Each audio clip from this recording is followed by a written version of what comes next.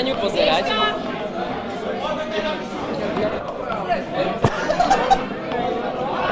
Toto. A mám nohavice dneska. Mám nízke nohavice.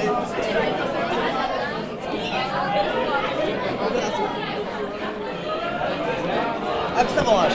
Aďo. Aďo. Daj to na mňa, daj to. Daj si dole tú čapicu. A na ňu pozeraj, hej. Nie zjedz mi mikrofón, prosím, dobre?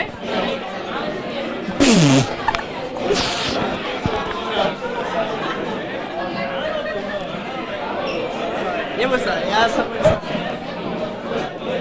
Vie sa na mňa.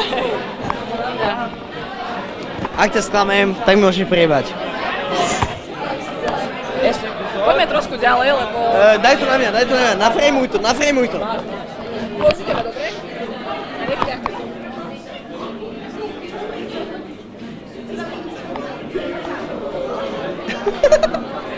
Ahoj, počúvaš rádio Éter? Máš svojho obľúbeného moderátora a reláciu?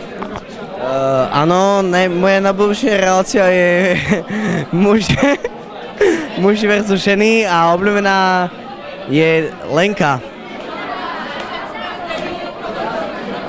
Aká relácia sa ti v rádiu chýba? Čo sa ti, alebo máš tam nejaký deficit, ktorý by...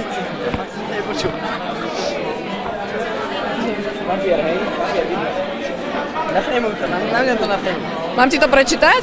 Ja neviem, či sa pýtal. Že aká relácia ti v rádiu chýba a čo by si rád privítal a naopak vytkol?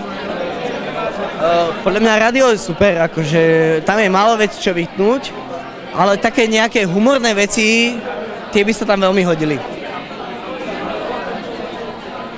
Chcela som sa spýtať, či ti chutila torta, ale ešte sme ju nemali. Myslíš, že ti bude chutiť a mieni sa opiť až do rána? Bory písal, že tá torta je super, tak verím tomu, že bude. A nie, že do rána, ale ja budem až do večera. Dobre? Naša Dolka je najviac popiči. Robíme najlepšie správy.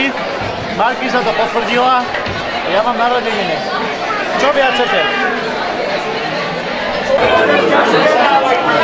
Ako hodnotíš tohtoročnú Beániu? Tak hudobný host sa mi páčil oveľa menej ako minule, lebo minule bol polemik. A teraz je Ďurica. Akože vážne, seriózne. Nie, zle, celé zle. Tak prečo si tu, ak sa ti nepáči interpret? Som tu, lebo mám zadarmo lístok, lebo som robil plagát. Som grafik.